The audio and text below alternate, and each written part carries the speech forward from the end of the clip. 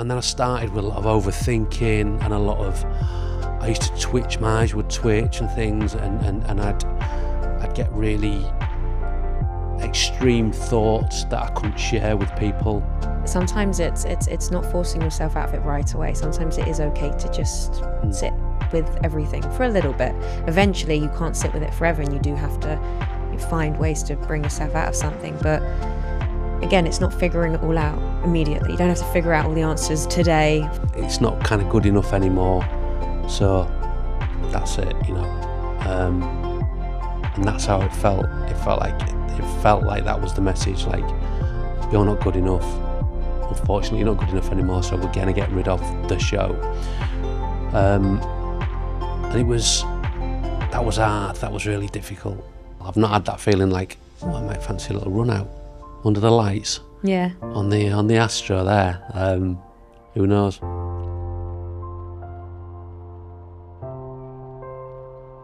So John, when you hear the phrase "I got back up," what does it make you think and feel? Oh God, you've gone big, haven't you? Gone big early. I suppose there are a couple of things. The first one would probably be when I wasn't particularly well, when I was around about 1920. My father died when I was 16, and I didn't really grieve, and I think it came back to bite me a few years after. And it really took me by surprise. And it was pretty frightening at the time. So I suppose that was one example of how I felt I'd kind of, got back up from that, and it was affected me for a while. So it was kind of a slow process, I think, of getting back up. And then I think the other one would probably be, and it sounds a bit kind of dry and a bit like, that's a bit dull, but like being made redundant was tricky. It was tricky for a number of reasons. So I would say those are the two big ones. I mean, when my mum passed away as well, that was hard. My mum was 90 when she died, but your mum was your mum, and it was, that broke my heart. So that was really hard. But that was a more natural grieving process. I felt that immediately, and there's certain stages of grief, and I kind of went through those in a sort of textbook fashion. So, but I would say they're probably the main three, and there's obviously been other things, other little setbacks and things where I probably got back up again. But I suppose on a daily basis as well. Some days it's great, and other days you're like, oh God, I feel like I'm starting again now, and it's like, so it's mini get back ups. I suppose. Yeah, the mini get back ups are a real thing. Yeah. I don't think people realise that it is sometimes just day by day. And one day can be amazing, and then the next day is the polar opposite. And you sometimes sit there and you're like, but why? Yeah. I've come to realise, and this sounds really obvious, but when you're young, you have an impression that life is like a linear kind of trajectory, I think. And you're going to grow up, and you're going to get a job, and you're going to do this, and you'll be successful, and you probably earn money, you have a family, and then you keep going, and then you'll get a promotion, and then you'll retire, and then, the inevitable. But it's not like that. It's not like that. And I didn't really learn that until relatively recently. And it's not to be kind of negative. I think it's just that it's a reality, and not to say you should be thinking, okay, what's going to happen next? What's around the corner? Because I don't think like that. I'm really positive on my outlook. So, but yeah, it was something that it kind of dawned on me that this is all right. Well, because that's happened to you, then it doesn't mean when people go, oh, I believe in fate. You know, that happened for a reason. I don't believe that. I think things just happen, and you deal with them. And because something great's happened to you, doesn't mean something bad's going to happen to you, and vice versa. It's just things happen, life happens, circumstances, happen. It's. I think as long as you've got something to focus on and have a bit of a structure, that's key. Certainly for me, it is. It's really important to have goals and to have something to look forward to. My wife told me that. She's always like, got to have something to look forward to, be it at the end of the week or be it a holiday or be something. She's someone who's always made memories for us as a family. She would be like, tomorrow we're going to go and do this, or we're going to do that, we're going to go there, we're going to take the girls, we're going to do this. And I might be like, oh, I can't really be arsed. But guarantee like 99 times out of 100 come back and I go, oh, it's brilliant that. Thank you so much, for her. And she's like, I told you, didn't I? And she's pretty smart. Because I'd probably just sit around watching football and Netflix. Nothing wrong with that. But, no, not at all. So, yeah. I guess it's that typical thing where, you'll have a plan to go somewhere per se, or it's an event or a party, and it's that whole, oh, I don't really want to go. And someone messages you and you tell them, they're like, you're probably going to enjoy it when you get there. Yeah. Yeah. As I've kind of got a bit older, I've never been really a mad one for going out and being sociable. I know that I don't really like it. I love doing stuff like this. I like doing stuff in the day. I don't really like going out on a night. I get a bit like weirded out by it. Never really kind of been out one for going out clubbing or anything like that. And I don't really use London to its full extent. Really, could be going to gigs a lot more, and could be going out to things. But I just tend not to, because a lot of things you go to, and I'm a bit like, I don't know anyone here.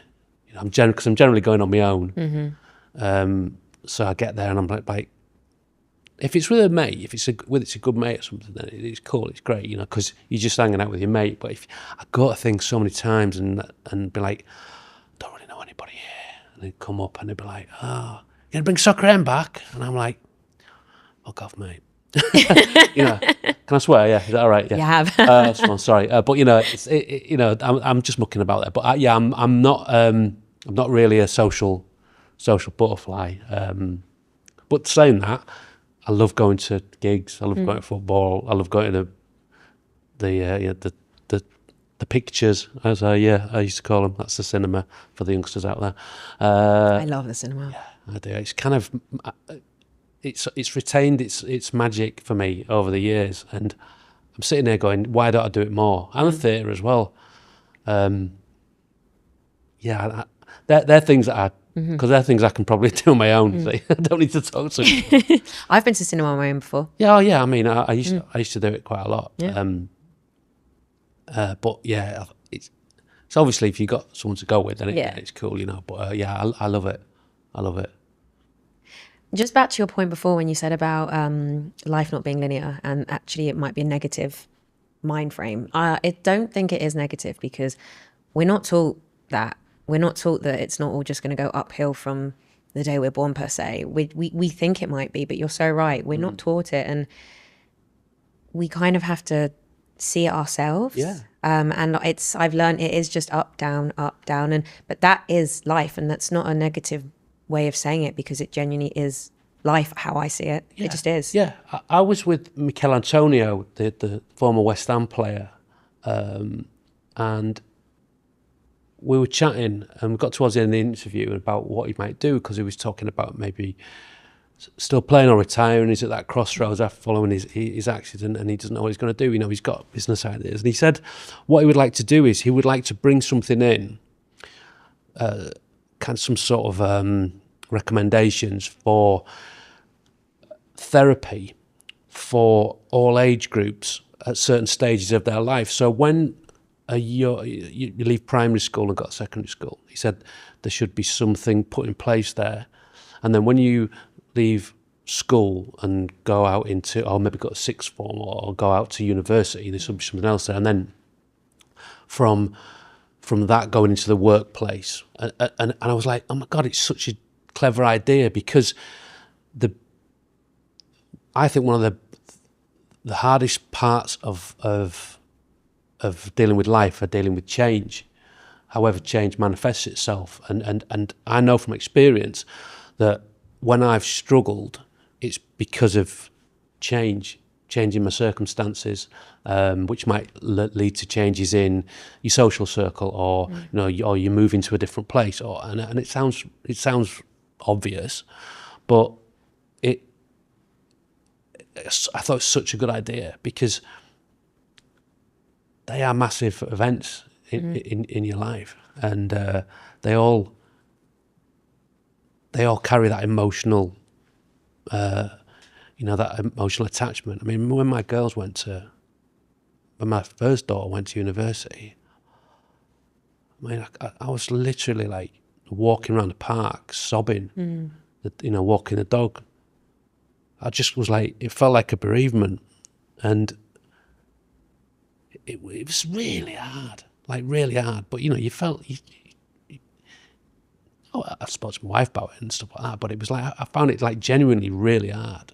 And I'm sure that I'm sure pretty much every parent feels the same thing, but no one had kind of tipped me off about that, warned me about that, or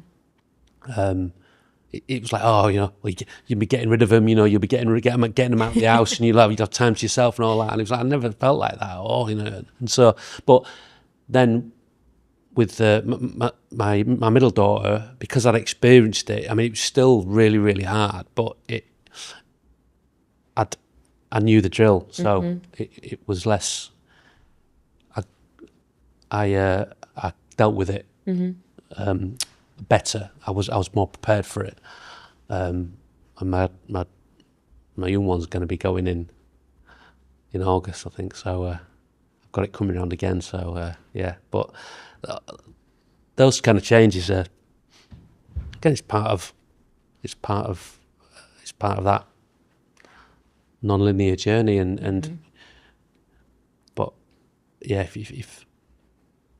it's very hard, because even if someone sat down and told me, look, this is going to be hard, you're going to really struggle with this, you've got to experience it yourself to feel it. So, and it's part of life, isn't it? And that's why that's what love is, I suppose, as well, because if you don't feel that, then it's like, that's what the fact that I was so upset was due to how much you love your kids. So it's kind of like, it's the payoff, isn't it? Yeah. They do say that with regards to grief, whatever, however you feel it, it comes from also, there's a place of huge love, because if you, love something that much. Of course, yeah.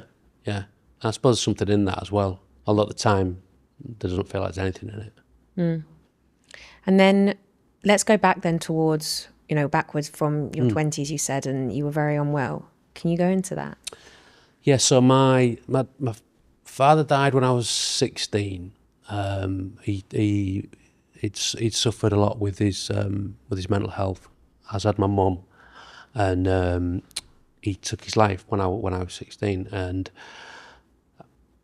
we carried on pretty much as normal. Really, there wasn't a real, okay, we need to stop, and we need to make sure everyone's all right, and we need to, talk and go into school, and we need to work out what's happening. It was like, this is 1986, so we're going back a long time. I just carried on, really, and felt, it was weird, because I didn't feel particularly upset at the time. I did feel upset, but I wasn't it wasn't in the same sort of grief that I've necessarily felt when my mum passed away. I think it was probably a bit of self-preservation, maybe. Again, I don't know. All this is assumption, really. And then about 3 years later, I had a bit of an episode, like a panic attack, and it really kind of threw me. And then for a period, I think, of about 5 months, maybe 6 months, I was struggling, and it was all coming out of me. I couldn't stop crying. And it was really bizarre, because I was literally like, I was playing football, I'd be playing a game, men's football, and I'd just be crying on the pitch. I'd be going into the dressing room and I'd be crying, and I'm like, I wasn't even going, I don't know what's up with me or anything like that. I was just like, I was kind of gone by that point. And it was, and I can imagine that the players were sitting around, like, looking at me going, what's going on, what's again, but no one really spoke about stuff. So it was just like get on with it. I planned to go to Australia. My sister was out there, and I wasn't in a fit state to go, really. And my sister paid for me to go over, and I think my mum probably thought it might do me good, But I just wasn't well, I really wasn't well. I remember the flight, and I literally cried. I just couldn't stop crying. It was really strange. And it went on and on and on. And then I'd stop, and then I'd get up in the next morning, and something would trigger me, and I'd be off again. And my sister would be like, my sister was amazing. She really, look, she was older than me, and God rest her soul. She really looked after me, and she was amazing. But she'd give me a bit of tough love when I felt I needed it. She'd be like, "Come on, we're going into town." So we'd get on the train into Sydney, and I'd be sitting there, and I was crying, and then I wanted to play football, because football was a huge thing for me. So I was like, but it was mad, because I was turning up and I was playing football, and I was playing in the game, and the game was kind of bypassing me. I remember this game. It was like a dream where, you have the dreams where you can't tie your laces and things in a game. And I remember going in, it was hot, obviously, and I went into the dressing room, and I didn't know any of these guys at all who I was playing with. And it was a proper match. And again, I sat in this dressing room, and I just broke down, started sobbing, and they didn't know me from Adam. I had to get in touch with my sister. She had to come pick me up, And it sounds like, oh God, were you not embarrassed about all that? And it was like, I was not there. I was not there at all. And I hadn't, at this point, there was no part of me who was going, oh, this is because of that. It's because of what she did, and it led to a lot of, and then I started with a lot of overthinking, and a lot of, I used to twitch, my eyes would twitch and things, and I'd get really extreme thoughts that I couldn't share with people, and it just kind of went on, but as time went on, it just got a little bit better. And I think I went on some medication when I was out there. I can't really remember. I didn't really want to. I think I may have done it, but I'm not really sure how much of an effect that had. But I vividly remember one day getting up, coming out and walking down some steps outside of my sister's house, and it was a beautiful day, and I can actually remember feeling like something kind of lifted, and it was like a physical thing. You know, you get that feeling of like an overwhelming surge of like adrenaline or just a really amazing feeling, and I remember going, and I hadn't felt it for so long, and I went. There was a pool, like a little in the park down the road, and I went to the pool. I remember being under the water and feeling this feeling, and like going, "Oh my God, is this it? Is it changing? Is it going? You know?" And it was, and from then on, I felt something had shifted, and then got back to England, and gradually started to, feel better, and it still lingered on in other ways, and it transferred itself into overthinking. So once the crying was all done, it was exhausted as well. It's like I was so tired all the time from it, because I wasn't doing anything when I was out there. I was kind of just, getting up, being, existing really, As I said, my sister was amazing, but yeah, gradually started to feel better. And then later that year, I went to college and got back to myself, really. Started playing football and doing loads of stuff. Our college was it's only a small college, but that year, the first year, I did everything. It was kind of like throw myself into everything. So it was like, I'm going to learn guitar, and I got into a band and did the musical production, and as I said, played football and was club captain of the football team stuff. So I just like launched myself into it, and football was amazing for me in that it, I wasn't a great player or anything like that, but all right standard. So good enough to take it seriously and enjoy it, and it be my main focus really at college. Pretty much for the 4 years, but so. If you have a focus, you've got to put your entire. I think so. Yeah. It's an amazing. Football's an amazing thing. Actually, driving past the Westway on the way here, and we used to play there on Tuesday nights, until I felt I was just getting a bit too old for it, and I actually started thinking, because I've not had that feeling for a while. I've not had that feeling like, I might fancy a little run out under the lights. Yeah. On the Astro there. Who knows? Maybe on the way back. Yeah. Well, no. Just ease my way in. That's you're talking about with the big tents, like the big tent over the roads, the Westway Sports and Fitness. Yeah, the Westway. It's got it's the big. It's the big pitches, and it's got underground pitch. It's got the cages as well. Yeah, but it's got the big with the climbing centres. Yeah. I was a rock climbing instructor there. Oh, amazing. Yeah. But it's interesting because I was listening to you say that as well, and I haven't rock climbed for a really long time. Right. And you're right. Sometimes when I drive past even there, and I remember the amazing memories I have there, I get this itchy feeling to be like, maybe I'll get on the wall again. I've not had it for a while.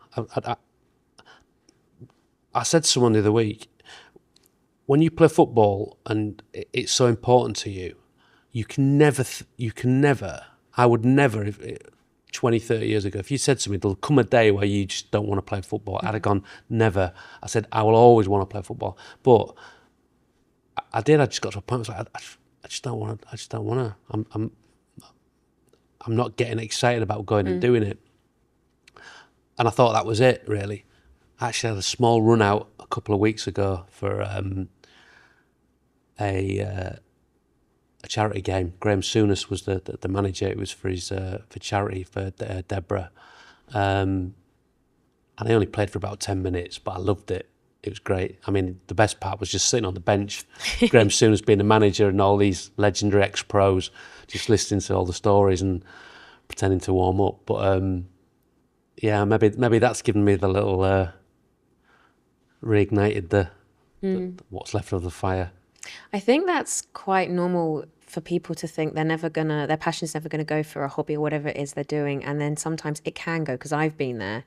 And I think it's so important to not get angry and upset with yourself. And if that happens, don't force it, because if you're going to force something you're not enjoying, you don't like anymore, I think it's actually only going to send you into not a very good place. Yeah. You're going to end up resenting that thing even more. Yeah. Sometimes taking a step away from something makes you either go, okay, you know what? That was great for me then, not anymore. Or it makes that fire come back and you're like, okay, I'm ready again. So what was your thing? With what? Well, as in, my football, what was the thing that you love doing most? God, there's a lot. I'm that person. I like to try a lot of things. Okay. And a lot of sports as well. I've Right. always been very sporty, and sometimes I do take a step away from it. Life gets busy, or I decide I don't want to do it anymore, and then suddenly I miss it. Yeah. Even something like rock climbing, there was a point in my life where it was like my personality. I was a climbing instructor. It was all I did. I've been outside, like outdoors climbing in the mountains.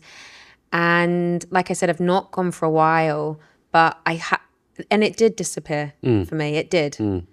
And the fire is still in there, and I do feel it come up, and people go, when have you last been? And are you going to do it again? And I'm like, I will. Like, I will. Just, I will. And I feel it because I loved it. And I remember how I felt when I did it. Thing is, I suppose it's like one of those where, like, use it or lose it with climbing, because you need that. You need to do it, don't you? Because I can imagine it.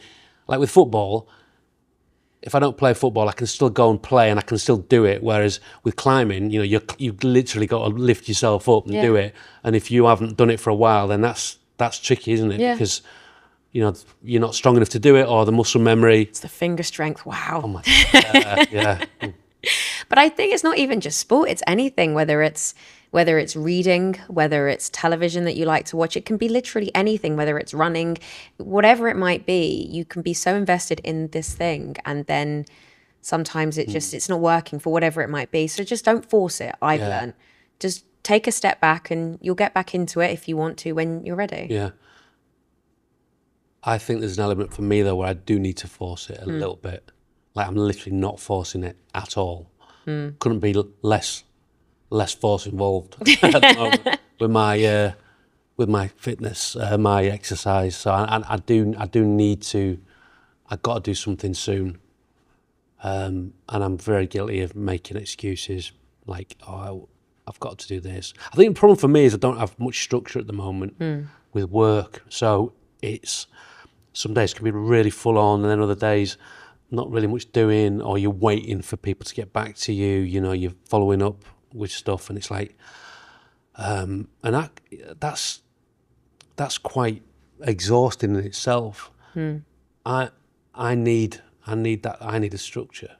I've realised that I need a structure, and I need to know what I'm doing, and I need to have like an end game. Basically, like what most people want. Like they work Monday to Friday, then they enjoy the weekend, and it's like when I was doing Soccer AM, I knew every day what I was doing. I knew Saturday, do the show, I feel great, and then you have your weekend, and then you start again, and I knew that was my life. Whereas now it's different, because I've got the freedom to do what I want to an extent, because it's great having freedom, but you've got to earn a living as well. So it's managing that. So what I'd like is freedom, but regularity and some money. Yeah. If that's all right. Don't mind. If anyone's helping. Yeah. So. I get it. A little bit of freedom, a little bit of structure. But then it's a little bit of life as well with it all. Of course, yeah. And what I'm guilty of is sometimes sitting around and waiting for the work things to happen, and literally not really doing anything whilst waiting for that call or that email. Whereas I could be at the gym having a run, because that call might come or that email might come whilst I'm having the run, and I can just, so it's like... what? Sometimes it really does. It does, yeah. It does. Yeah, I think I need to start doing that and manifesting a few things. Because, what is it? A watched pot never boils, or something like that. They say, Yeah. don't they? Yeah. Yeah. If you take a step back from the situation, Yeah. if you sit there looking at your phone all the time or your emails, okay, yeah, it still comes through, but just take a step away from it. Yeah. Think about something else, and then suddenly that text, not all the time, but it can come through, and then you're like, wow, Yeah. I got to do this more often. You feel like you've got to realise again, you're not in control of everything that's going on. No. We used to have it on Soccer AM where we're trying to book a guest, and if a guest pulled out, you'd be scrambling around desperately trying to book a guest. So you'd just be putting in, you'd be putting in calls to people, and you'd be like, but you've got to, when you ring that person, you can't say to them, look, I've got 30 other shouts in here, so don't worry, or you had to kind of go, look, we kind of really want you to do it. You're our only hope. You're our only bet. You're available. I'll get back to you soon. All right, great. Then you do that 30 times. Yeah. Sorry to everyone I did that to, but you've got to make sure you get somebody. But you'd sit there and you'd be like looking at your phone or checking emails, and we always got someone. We always managed to get someone. But me sitting still, just twiddling my thumbs, wasn't making it happen any quicker. No, it doesn't. And then it just makes you feel a lot of emotions that they're uncomfortable to sit with sometimes. Yeah. But we always managed to get someone. So good. Someone's watching here and they're thinking, yeah, I called him back. And he told me that was. They all know anyway. They all know. And look, they all had a good run. We're all friends still. Didn't burn too many bridges, so we're all good. Yeah, that's the thing. Can't burn too many bridges along the way. I learned that. And then just before we move on to the Soccer AM, etc., I wanna ask, when you look back on that period in your life in Australia in your 20s, do you think just being away, letting a lot of emotions out and the release, do you think that helped you process or deal with things, work through things? Yeah, I won't say I worked through things because I wasn't self-aware. So for all that period, I was just in I felt like I was a bit numb to everything that was going on, and I almost felt like I was being sort of carted around wherever I was going, and not really not in the moment. So it wasn't like I was sat down and I was chin stroking, going, yeah, well, this is because of that. And I was very immature. I was young. I was young. I was 20, but I was young for a 20-year-old.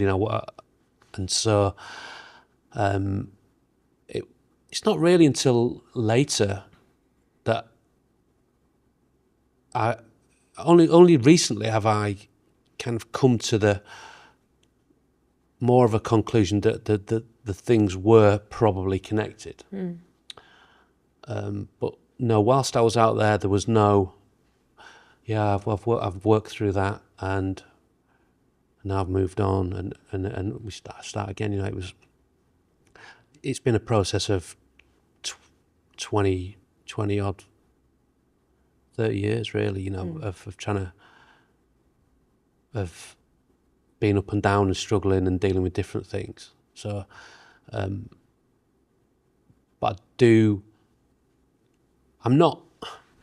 I was chatting to someone about it the other day, and they were like, this is what you experienced has then led to all my overthinking and all that stuff, which was pretty debilitating over a period of time. If I'd known back then that the two things were connected, someone had sat me down and gone, these are connected, and this is why you feel like that, and this is why you're having these thoughts, then I might have got better quicker. When I say got better, it was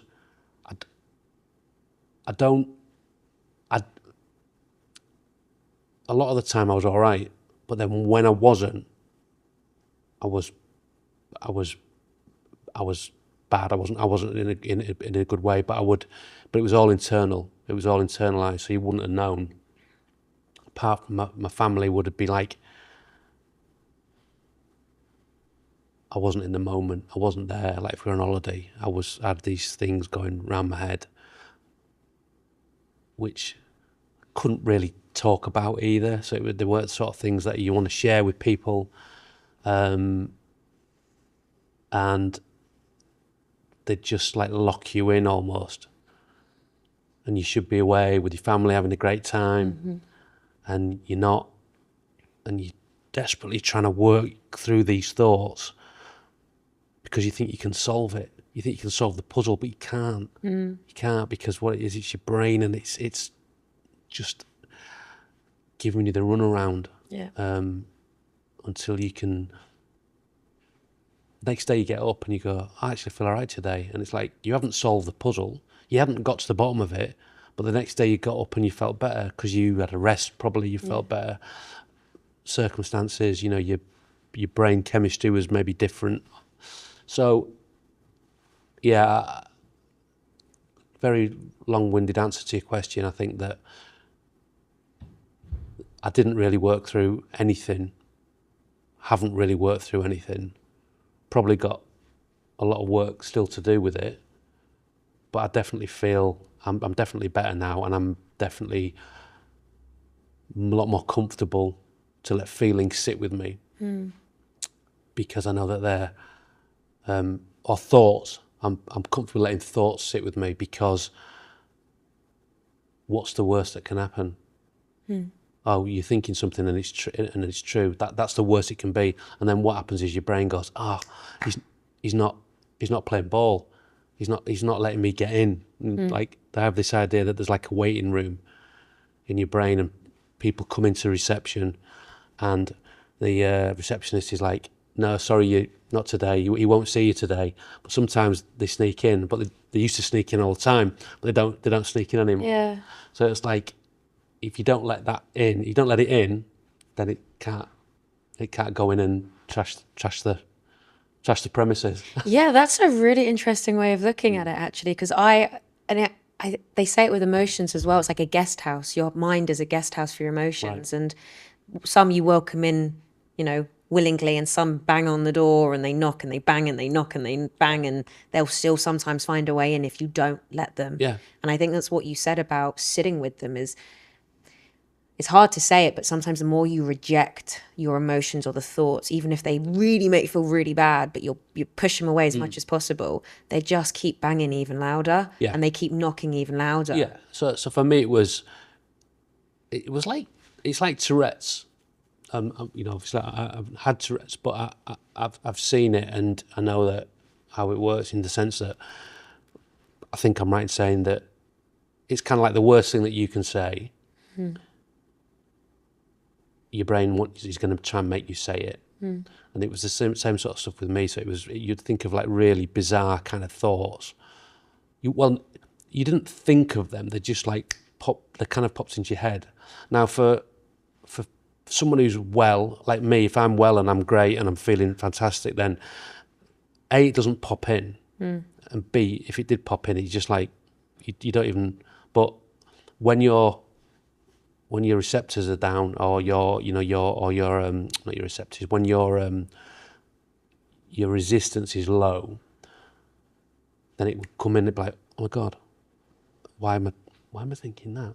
And then it can like, woof, and then it hits you in there, and it's like, oh wow, this is like a feeling. This is like, is this a real thing? And it's that battle of thoughts and feelings. And am I actually feeling that, or is it just a thought? But now it's making me feel like that, and then the anxiety comes, like, shit. It's like, and that's how it was, Whereas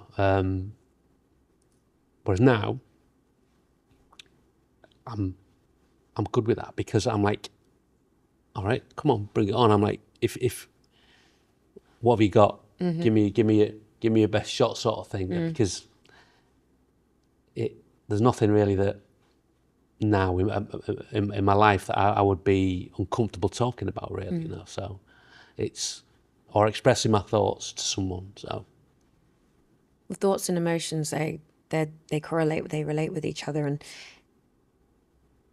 when you think about a thought and then it builds that sudden emotion in your body, the emotion can be so triggering sometimes. Whatever, even if it's happiness and or obviously, more, let's say, negative feelings. And what happens is the brain then looks for more. Yeah. It's actually science. The brain then looks for more of those thoughts to fuel that emotion that you're thinking, because that's the emotion that the body is craving, even if you don't want it. Yeah. And all of a sudden, that's when a spiral begins. Yeah. And I've been there, you are suddenly deep in some spiral, which happened with one thought, and all of a sudden, everything else in your life is... It's just that gets put on hold, and you've got to deal with this. We can't do anything, brain, until we sort this out. Yep. And all of a sudden, these new problems are coming up, and you're like, but what literally 10 seconds ago, I was fine with this. Yeah. And it's like, we're not solving that problem though, John. That's the thing. It's like, we can't, but your brain doesn't bother about that. Your brain is like going, no, come on, let's try.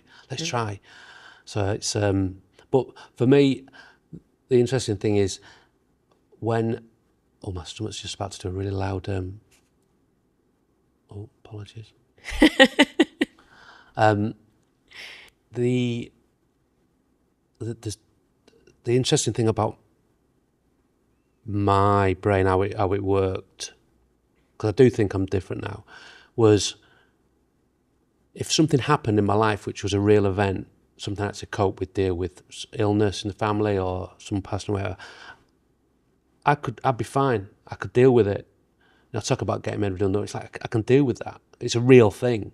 It's a real thing that happens to people. So there's no mystery about it. There's no like, can't talk about that, because it's like, well, no, it's a thing. It's happening.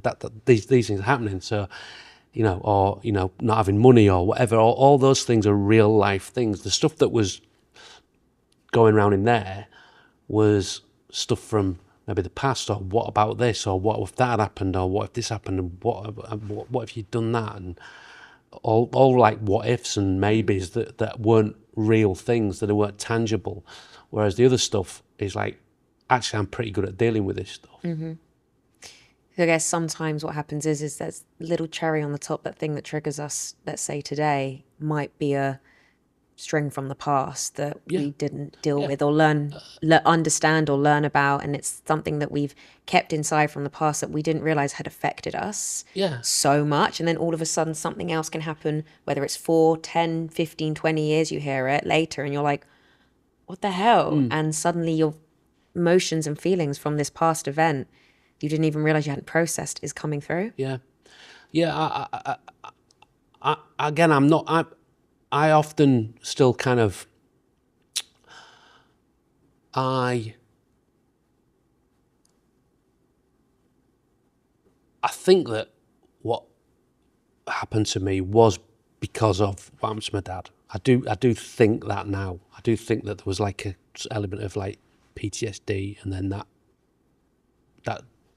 triggered the overthinking. I think I look at it from a logical point of view and go, I think that's how it worked. That's what somebody else said to me as well, So, but again, I don't think, in the way life's not linear, I don't think the way in which things kind of pan out, and I don't always think you don't always get closure with all this stuff. I think it's, you kind of, you cope with it and you deal with it. And again, and also, I don't want people sitting there thinking, oh God, you've had a really hard time. Everyone has some sort of trauma or something at some stage in their life. Hopefully there'll be a lot of people out there who haven't had a lot of it, and everything's great, and but most people, when you get to a certain point in life, you've lost someone, or you've been redundant, or whatever it might be. So, and I'm not looking for like sympathy or like telling anyone what to do. It's just, these are just my experiences of my, of my life. But I do think that they're probably a lot more common than I realised. And after speaking to a few people who go, oh, Fendley, I heard you spoke about that, and it's like, yeah, I felt just like that, but didn't really know who to talk to about it, and I've had a chat with someone, and it's a lot of that. I got a lot of that, and that which is, you know, obviously it's a shame that people are struggling, but it's great that they feel like they can go and do something. Not that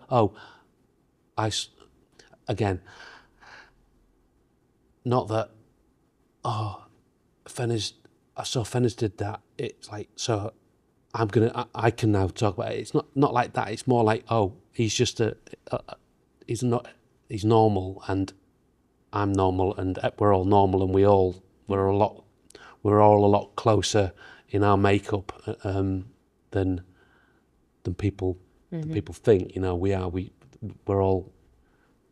I know there's hundreds of thousands of people who probably felt like I felt. You know, we're all human beings, aren't we? Yeah. We all go through very similar or dissimilar things, and we are all humans. And it's funny because, well, it's not funny, but you know, when we're going through whatever it is, we feel so alone, and we think we are the only person in the world that feels this, thinks this, is going through this, when there are so many people out there that we could talk to or share however we're feeling with. And yeah, there's a lot of people out there with, I'd say, silent problems, because they're just, I've been there, we're not talking out loud about what's going on. Yeah. And we are sitting with it, internalizing it, struggling with it, it's spiraling. We're wearing these beautiful masks, and no one has any idea. And instead, inside, we are sometimes just getting worse and worse and worse and worse. And we have no idea that sometimes we even are. Yeah. And I think it's really important that, and again, people always say, yeah, you've got to talk, and it's really important that, like, for me and you know, I only just met you, but I can tell, like, you're pretty open about talking about this sort of stuff, and I'm really open about it, and it always makes me feel better. So it's not like it triggers me at all in any, like, it's kind of like, I like it. It feels quite therapeutic to talk about it. But I know for a fact there's so many people out there who aren't at that point yet. And so we say to them, you talk to someone, and like, but they don't want to. They don't want to, because I don't want to. I don't feel like I can, or I don't want to. So it's like, how do they get that kind of, how do they get that some help with it all, you know, because they either aren't going to, or, you know, or they don't know how to. And which is I think that's the real shame. That's the real hard part. So, you know, for everyone that does talk and share, there's someone else who's still sitting there going, no. I think sometimes as well, a lot of it comes with acceptance. And people say, like, let's just say therapy, for instance, people say that you can sit there in therapy for years, but until you've accepted that you really want to be there, and you really want to help yourself and understand, or you want to work on things, or you just, I don't know, you want to feel different, until you accept it in yourself. Something like therapy or other things, they don't always work, because I think it does come from a place of sitting back and going, right, okay, I don't want to live like this anymore. No. Yeah, I never had therapy as such, you know, like the kind of the typical therapy that you see in movies, you know, on the couch and all that. And I had CBT, which really helped me, which at the time I was like, what is this? I was like, I don't understand how this is going to help me. And it really did. So, and again, it might not be for everyone, and I suppose it just depends, but what it did by having it allowed me to acknowledge that there was something that I needed to address. And by me acknowledging it, it was sort of saying to everyone else, look, I have got something here. There is an issue. I don't need to go into all the details with you, but it's not. I don't mean you. I'm talking about metaphorically. So offended suddenly. No, to all the and I would have done if they wanted to talk about it, but it was like, but it just allowed me to a little bit of respite by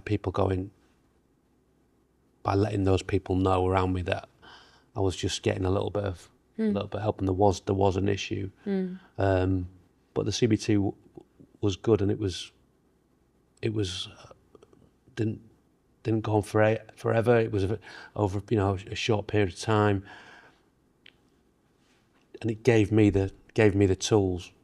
So it was like to help myself, really, which I think is really important.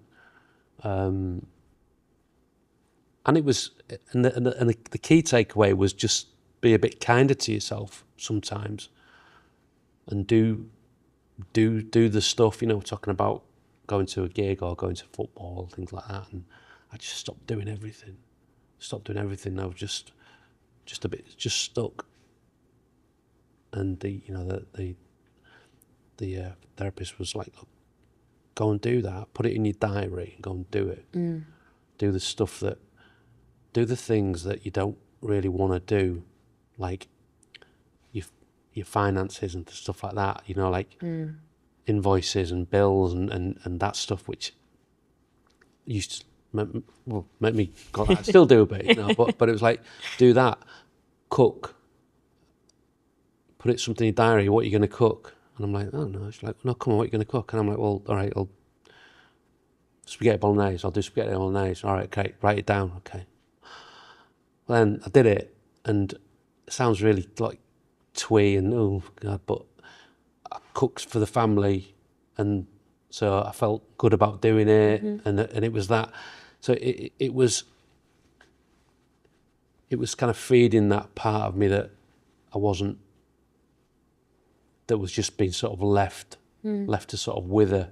So it was like they used like the three-legged stool.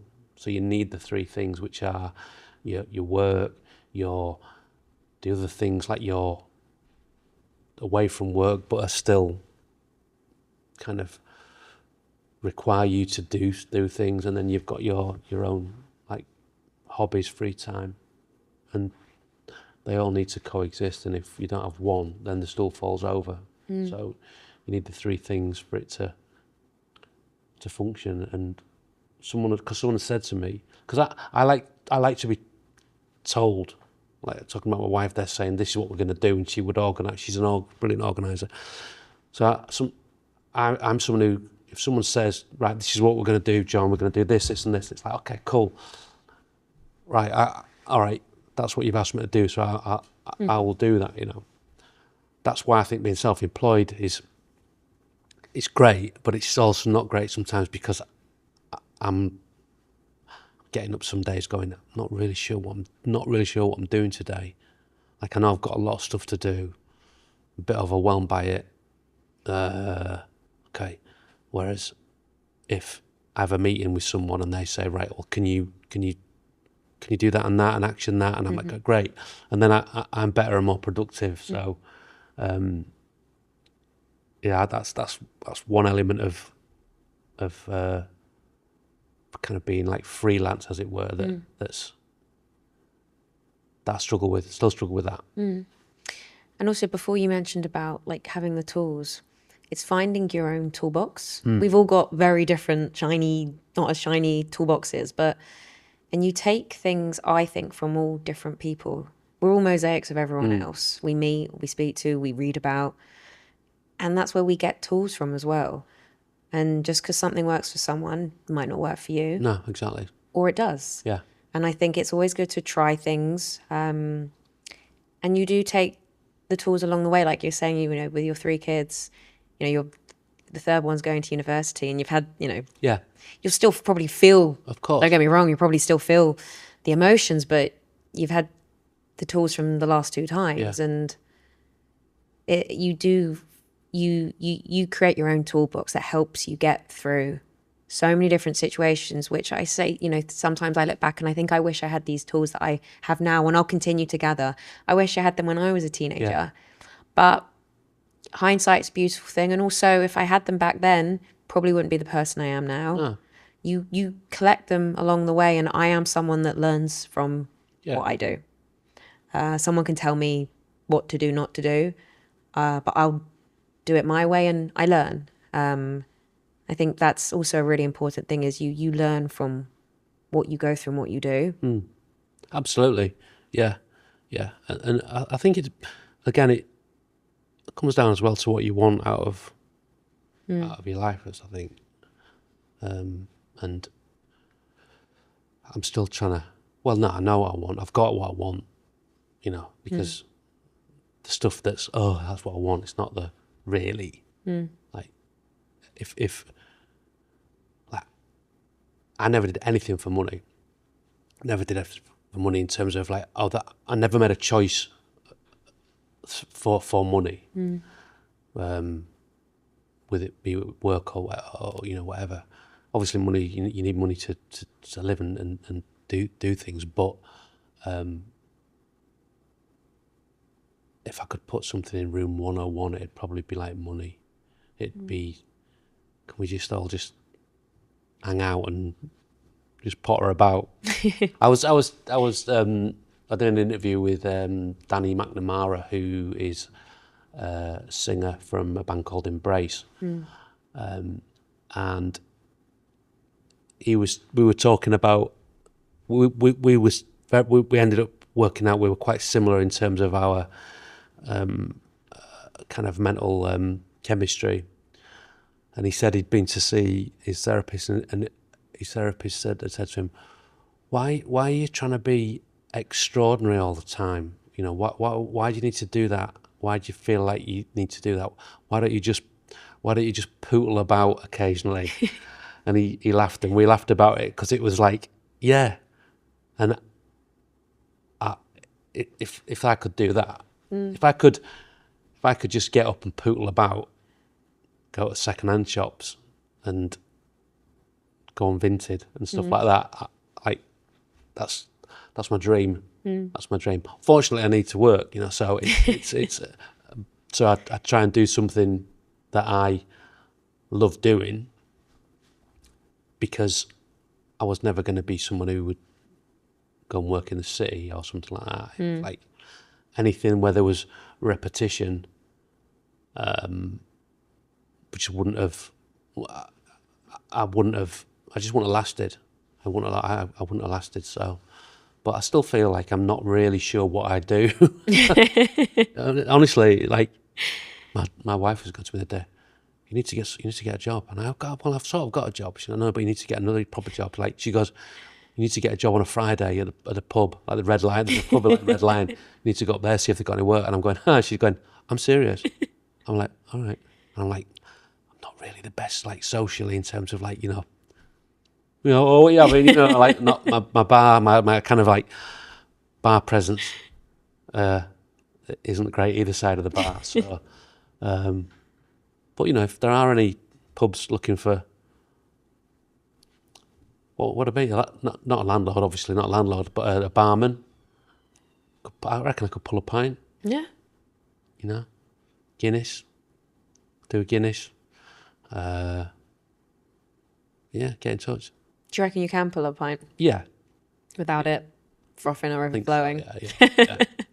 Yeah, I can't yet. I mean, when I open a can of lager, I make sure, like, I do tilt it, and so you know, it's like, I take a lot of pride in that.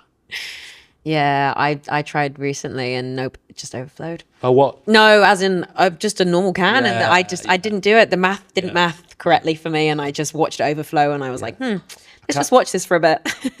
Do you always have to put it in a glass? Depends where you are, really. Yeah, I don't like. Not necessarily. Don't like drinking out of a bottle, really, or unless you're on holiday and it's really hot, and on the beach, and it's cold. Then the bottle's cold. That's nice, but and it's easier when you're on the sunbed as well, because you don't really have to, like, sit up. Yeah. I need to get on the sunbed more. Not sunbeds, as in like the holiday sunbeds. Yeah. With the beach and the pool. Yeah. I'm from the seaside, Scarborough, but we never really went to the beach much. Obviously, it's in Yorkshire, and it's like minus 12. But yeah, every time I go away, I say, right, we're gonna do the beach a bit more. But my wife's an organizer. She's like, no, we're going out to this little place, and I'm like, oh, we're going out there. And then I get there, and I'm like, oh, it's amazing. Why have we been in for? She's like, so. But yeah, I do love her. My dream is lunchtime with the kids and Kate have a little drink and a little bit of lunch, and then back on the little nap on the beach. Great. That afternoon nap is always great. Yeah. It's ideal. It's my perfect. If you could get on an airplane anywhere tonight, where would you go? Menorca. Would you? Yeah, that's where we go. That's where we've got a little place there, and it's our not been for a while, and it's like that's our place. Like that's our like. It's beautiful. It's just we talk about it. Like we'll go in a couple of weeks, and we're like, right, what we're gonna do when we get there. We sort of like chat through. We'll get in, but we'll unpack straight away. We'll have a little drink, and then we'll just chill out, and then we'll have a little mooch down, and it's all mapped out. And maybe you can get summer job. Work in one of the pubs there, one of the bars. Well, again, and that's come up. There's a Kit Kat bar. Shout out the Kit Kat bar, which is in Sombu in Menorca. My wife's like, we could go out there. We could sell up and go out there, and you can get a job in the Kit Kat bar. And I'm like, come on. It sounds great, but bottling up and all that, it's a big job that in that heat as well. Not sure. I think I'll stay this side of the bar in the Kit Kat. So then, moving on, how was your time on Soccer AM? It was good. It was great. It was hard work. It was an amazing opportunity. It was too much. It was kind of all consuming a lot of the time, but also it gave me. I didn't know anything about television, so I went in there as work experience and then learned really quickly, thrown in the deep end, and did anything and everything, and just acquired all this knowledge, and spent all my life there really. We do really long days. The show was really long when we first started, 4 hours. It was a 4-hour live show. And then I used to do a Sunday show as well, which was 4 hours the next day. So that was for the first couple of years. That was it really. So it was like joining a cult, in some respects. So it was kind of like, if you're in, you're signing up, and that's it. And it's almost like your life was that job, and it was great. Don't get me wrong, it was fantastic, but it was hard, and I didn't want to be in London to start with. I was homesick. My girlfriend and my wife, she was up in Leeds, but just kind of, it's like I'm working at Sky, so it's like one opportunity, and just stuck at it really, which was a big thing for me to once I'd got that opportunity to stick at it and make it work, which I think I did, we did. You enjoyed your time there then? Yeah, I did. There was a lot of it was amazing, a lot of it was great. But there's always that side of it that people don't see, the hard side of it, the long hours, the sort of demands that get put on you and stuff, so and you don't have any time really to reflect on stuff. You just very, very hand to mouth. It was like we worked so hard to get the show, and now we never got to a point where on a Friday we were like 4:00, we're all done. We'd be like there at midnight sitting around trying to come up with crap dad jokes, which was like basically what we did. And you're getting away at getting away at whatever time it was in the morning, and back in really early, and then do the show, and you do that for 40 weeks, and then you'd have a break, and then you'd do it again for 40 weeks. So it's a lot, you know. It's and yeah, it was great fun, and I've got a load of good memories from it, you know. But it's not everything. It's not all, you know. What's it called? Sunshine and Rainbows, I think, or something. Yeah, it's not all that. Yeah. But a lot of it was great. A lot of it was fantastic, and I learned so much, and it stood me in good stead. It built my resilience, absolutely, and it raised my standards as to what was expected of me, and whether it was producing a video or writing an interview or whatever it was really, the standards were so high in terms of the production, to get every last ounce out of everything and everyone and make it memorable. And I took that with me, and you know, as I say, I learned how to write. I learned how to write scripts. I learned how to write interviews. I learned how to write links. I learned how to direct. You know, I learned how to produce. I learned how to source costumes. We learned how to get props. You know, you learned how to. You know, you were always across bands, music, things that were happening, so that, you know, you were always coming up with ideas for things. You know, you were always on, your radar was always on. You're always watching a game in a different way. You're always looking for the guy in the crowd who fell over, or you know, the nutmeg, or the piece of skill, the showboat, something like that. You're always looking for those sort of things, and so you took it home as well. You know, you never really clocked off. Yeah, I did a film studies A-level, and I was 18 at the time, so 12 years ago, or less now, or more, 12, 13 years ago. And still to this day, because I learned specific things about films, I can watch films in a very different way. And sometimes it's great, but sometimes I'll see something and I'm like, product placement, or sometimes I'll see an object and I'm like, that's going to come up for some reason later. Or, you know, when they have the scene with the specific music. Like foreshadowing. Oh, yeah. And it annoys people. I don't mind. But as in, I'll sit there and I'll like say what's going on. You vocalise it, yeah. I know. I can see why that would be. But it does.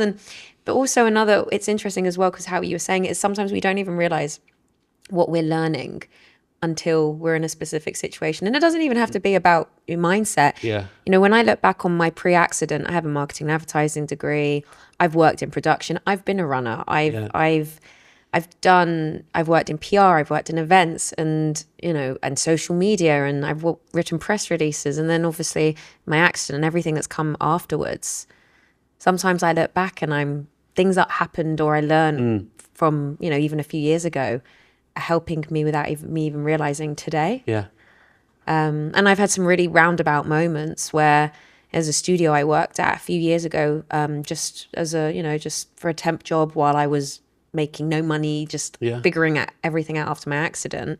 And I was the runner asking everyone for coffee. And I worked back there recently and someone asked me for coffee. And I was like, oh my God, like, wow.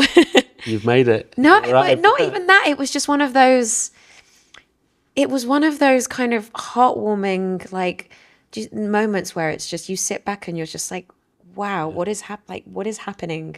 Yeah. And I kind of want to be like, well, I know, like the coffee order, like I can get it, it's fine. Like I'll get my coffee. Yeah. But it's one of those kind of roundabout moments where you just sit back and you're like, how did this happen? Sky Sports back then, and I probably is now, it wasn't like normal TV. Like the normal TV world, from what I can glean, I've not really been in that sort of TV world, you know, like the kind of terrestrial TV where it's all very kind of, it's a little more fussy, I would say, at Sky, and certainly Sky Sports. I mean, it was like, get on with it. There's no like, it was literally like, get on, get it done. You know, no real kind of like, oh, well done, pat on the back, or whatever. It's just like, don't cock it up. That was kind of like the thing, and it was, and that's how it was. You know, we were just keep producing, keep the levels up. You know, it was like, you know, like almost like a football team. You know, you're only as good as your last game, and we did, and we were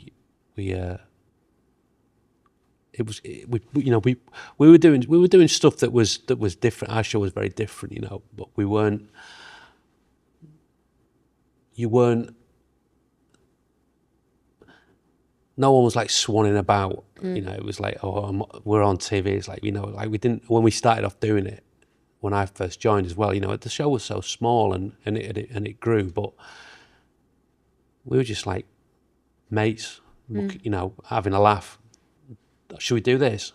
And it wasn't like, oh, let's ask the you know, the Twitterverse what they think about this idea, or let's see what the Instagram think, or whatever. It's like, there's no such thing as social media. It didn't exist, or the internet was just becoming a thing, you know, when we first started. When I first started at Sky. So it was just like, right, what do we think to this? Or, well, let's do a sketch about that. And that's what we did, really. It was like DIY kind of TV. It was like Wayne's World. You know, it really was. And we took our references from a lot of that stuff, you know. Like Tim, who produced it and presented it, you know, he was amazing at, he'd go, oh, let's do something based around that or that. And he was, culturally, he was really smart, and he understood like rivalries between, say, Liverpool and Manchester, and the north and the south, and all that sort of stuff. And he you know, managed to weave that into the fabric of the show, which was why fans liked it. It was just pretty much like normal people. It wasn't like TV people. It was just like your mates on telly and having a bit of a go. Like, we were actors. We were just that, you know, put a wig on and pretend to do that, and it had that sort of charm to it. Also took a bit of pressure off, because it wasn't like we were stand-up comedians going on there. It was just like, so anyone like criticised it, it was like, well, it's just, what do you expect? It's me. I'm you know, I was working at B&Q 3 weeks ago. Now I'm dressed as a zookeeper, then to sweep up elephant mess, you know. So yeah, it was great. It was great. It was great, but hard. But taught me. It got my levels up. Got my standards were and still are high. And but I, you know, like you're saying there, I don't sit there going, well, I've done that now, and so I now can expect not to do all the other stuff again. You know, it's like, again, we talk about the linear thing. I'm at the bottom again, starting again. You know, it's like, I've got to work out how to get my business going and how I'm going to do it, and work out what I want to do, and how I'm going to do it. Yeah. Without a big company, you know, financing the whole thing. There's a lot of things you can't control in your life, but there are things you can, and you can be the author of your own life by sending that text message, sending that email, reaching out to that person that even if you think they're never going to reach out to you or reply, you never know, they might. Yeah. Big thing of mine is, I'm 56, right? So I'm like, right, how long have I got left on this planet? How much time am I going to spend waiting around for things to happen? Because my clock's running faster than yours might be, for example, all right? Not saying you, I'm just using you as an example. So I'm like, how do I get to, you're the gaffer, right? You're the gaffer of this podcast, you're the gaffer. So it's like, so I'm not going to come in to try and talk to somebody who's junior to you. I need to get into you initially I need to get as high up the food chain to have a conversation about whether we're going to do this podcast. And we have that conversation, and you go, yeah, I want to do it. I go, yeah, I want to do it. We had that conversation too, didn't we? Right? Yeah. So it's like, get as high up the food chain. This would be advice, and I'm not one for advice really, but it's like, get as high up the food chain as you can. You've got stuff like LinkedIn, you've got all social media. So be not arrogant. It's not arrogant. It's all be forthright, be a bit ballsy, chance your arm. I saw something that somebody did. They have like an hour a week where they just go, I can't remember what it was called. It wasn't called like shoot your shot. It was called like, but it was basically this lady, she has an hour where she smashes out emails and texts and things like that to people who are not on her level, who are like up there. Because ultimately everyone's on your level, really. Like, you can go and speak to anybody. You can go and speak to whatever walk of life you're in, because I don't believe in that like hierarchy of stuff. So I'm big on breaking that stuff down. Yes, you've got to have respect and you do it, and you've got to have a, I'm not going to ring someone up and go, oh, have you got a job because I used to do soccer? It's like, no, it's like, I've got this really interesting thing, and I think you might be interested in seeing it, A, and B, there might be some value in it for you, and let's just have a chat. If have you got time? There might be 5 minutes, just whatever it might be, or just read my email or whatever it might be. But often, the people who are in the kind of the middle management type of people can slow stuff down. And I know there's a reason that they're there, because the boss might be like, nah, you can't speak to me about that. You might have gone, no, you can't speak to me about that, Johnny, and you got to speak to one of my minions. And then it's like, all right, cool, it's fine. But you might have gone, yeah, let's do it. Let's do the pod. And here we are. So rather than kick it in the long grass and wait for a week or 2 weeks when something else happens and then it takes the attention away, if there's a will to do it, let's find a way. Yeah, exactly. I want to do it, you want to do it, let's do it. Yeah. What's stopping it? What's stopping this from happening? Maybe they're not as interested in, they're waffling, or they've got other things. And I know there's grey area, there's nuance with everything. But my top tip would be, try and have those conversations with the higher ups, the people who make decisions. Save a lot of time, save a lot of mucking about, save a lot of waiting. Because I've not got long left.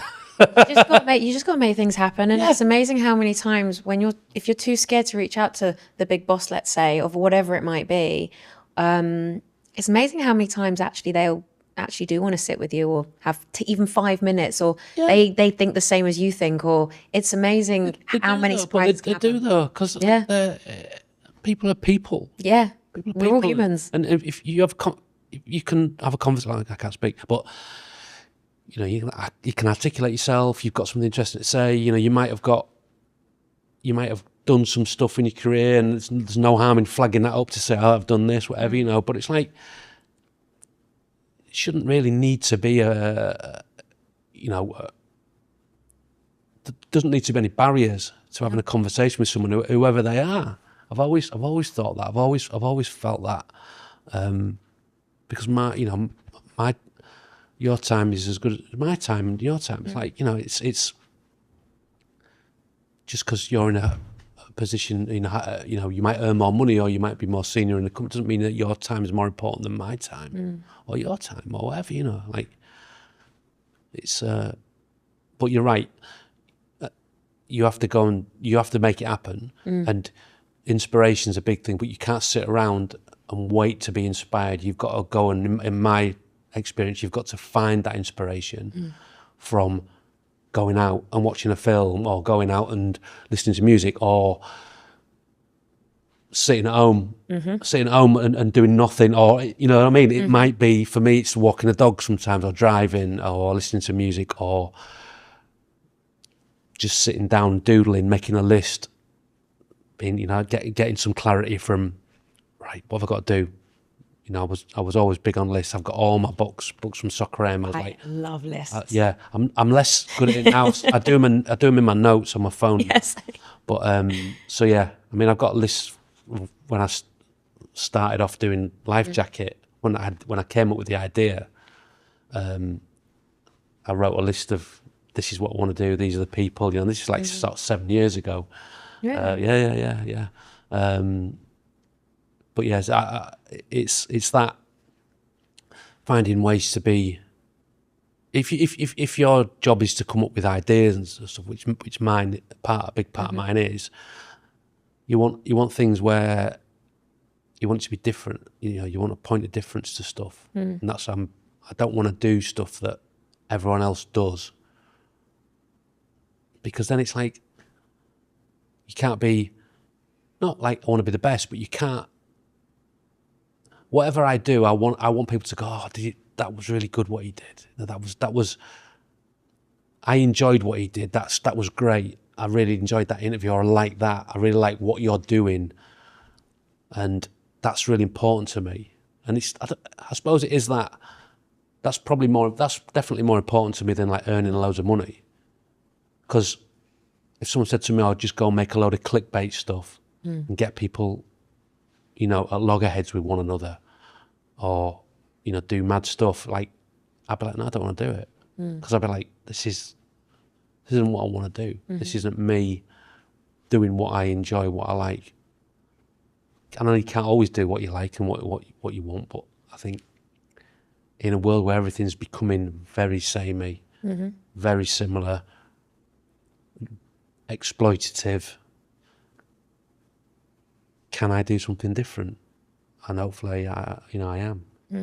You have to put you in the things you do, is how I see life, really. Yeah. Because, there's so many people out there, and obviously in the world. And I always say, why would you want to be anyone else in the world? Everyone else is taken. Yeah, Be you. Spot on, yeah, exactly. And that's a hard thing to say, be you, because a lot of us are figuring us out. Yeah. But do you. Yeah. And it's amazing to see what can happen when you are just you. Yeah. And this is good. This is why I like doing podcasts, because podcasts are very different to doing television, for example, or standing on the stage and speaking out in front of the public, because this is me. This is me at my most natural, just chatting with you, which I really enjoy doing that. And I think that TV's gone for me. I was lucky to get on TV, and to sort of stick around doing it as I did. And I never kind of fitted into that TV presenter mold. And I didn't really want to, because it was like, I don't want to be like the other TV presenters. Like, if you can let me do it in my own way. If I went on TV now, I'd be such a better TV presenter. I mean, if there are any roles going on TV, obviously I'm available. I would be a much better TV presenter, because since doing LifeJacket, I've found my voice in terms of just feel comfortable talking. Yeah. I'm confident in how I'm speaking and what I'm saying, and almost like I don't really care now. Don't really care what people think about what I'm saying.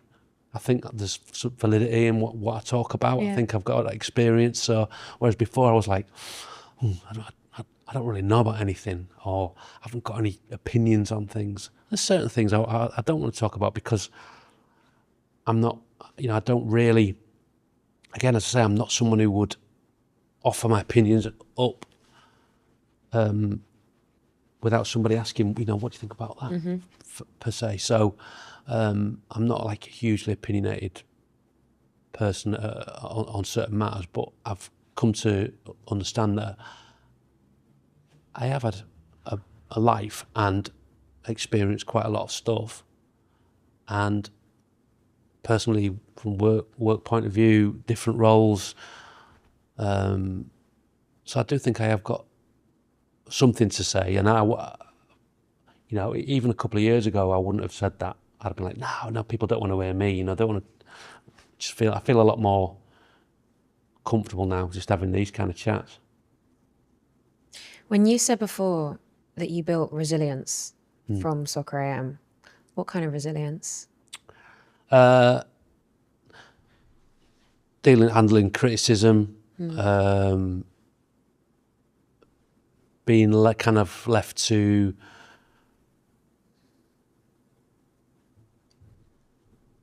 suppose like being on my own, being away from home, kind of the basic sort of stuff.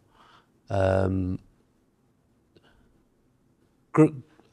of just became more of a grown up, really. I think I had to. It was like, wow, this is the real deal here, you know. And I like was kind of bumming about a little bit, so it was like, I've got to step up. I've got to step up here and be, not take things like too personally or you know, and but it was tough. It wasn't like in the environment now. If you went into television, then it was kind of, it's quite cutthroat. It was get it done. Don't mess it up. Get it done. And if you didn't, you know, you get feedback. You get a type of feedback. Wasn't always great, but it was a sink or swim environment. I'm not saying that's great, but it was. Can you do it? If you can't, sorry. And I was like, I'm gonna have to do it. So that was that kind of resilience, I think. And then talk us through the redundancy. Oh, yeah. I mean,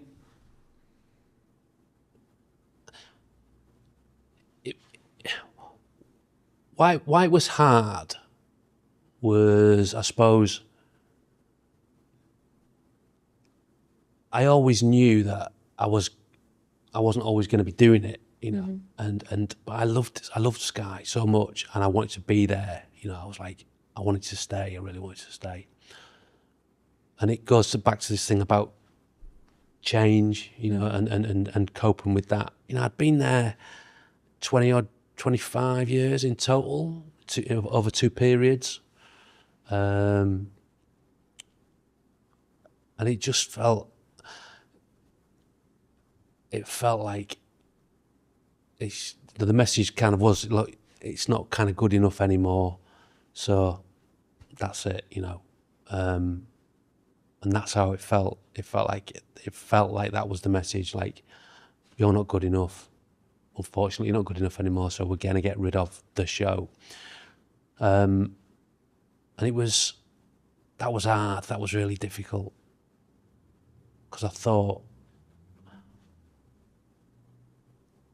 thought with the team, you know, we had a good team, and I thought the show still had legs, but it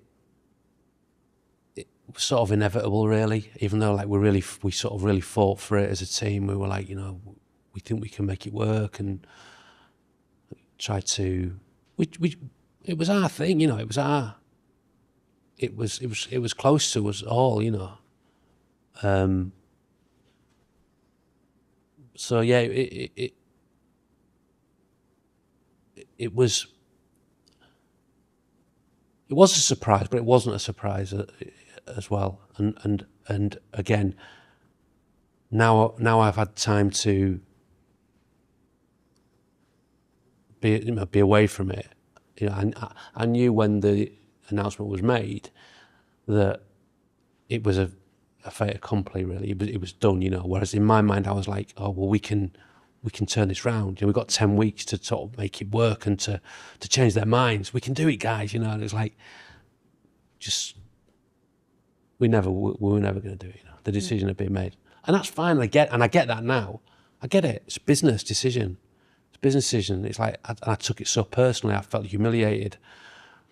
But now I see that people have to make decisions, and the problem with that is the people who are making the decisions, they're not the ones who tell you. They give that responsibility to other people who you know and you're a bit closer to as well, and that's hard. So, but it's hard for them as well. And that's what I've learned as well. Like, look at it from their point of view and try not to take it not seriously. Try not to take it personally. And to start with, it was hard. Because I'd wanted to get back to Soccer AM after I've originally left, and it's taken me such a long time to do that. And when I was actually there, it was like I felt great. I felt like I was sort of back home. But now,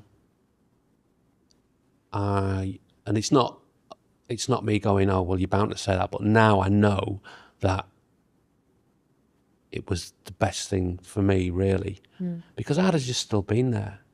I'd have probably still been there now, like doing another sketch, or we're going to do that, and it probably was for me. It was probably get Fenners out of there, get Fenners out, and whoever else you want to get out, but get Fenners out, and then they could have cracked on. I think they could have kept it as Soccer AM, and they could have paid me a lot of money. But again, look, a decision was made. It's probably made high up, and who knows what it came down to. Ultimately, it'll probably come down to money. And it's a business decision, and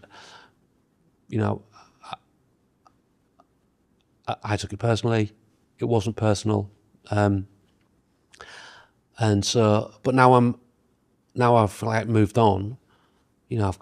I have no like ill feeling towards Sky or anything like that. It was.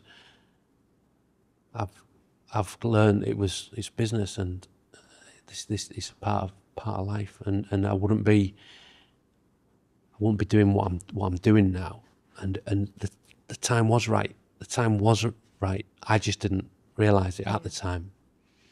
It's interesting that, isn't it? Sometimes we have no idea that, I guess I say things happen for us. We don't realise that at the time, but things are forced into our lives and they're actually happening for us. But then we have to make a decision afterwards what we do with that. Yeah. It's fall down 7 times, get back 8. It's what do you do with it's not what's happened to you, it's what do you do after. But whether it's a surprise, whether it's not a surprise, whether you feel it coming, whether you don't feel it coming, if it makes you feel as a person that you're not good enough, it just doesn't feel nice. It's not a nice feeling. Whatever it is, it's just not. Yeah. It's just not.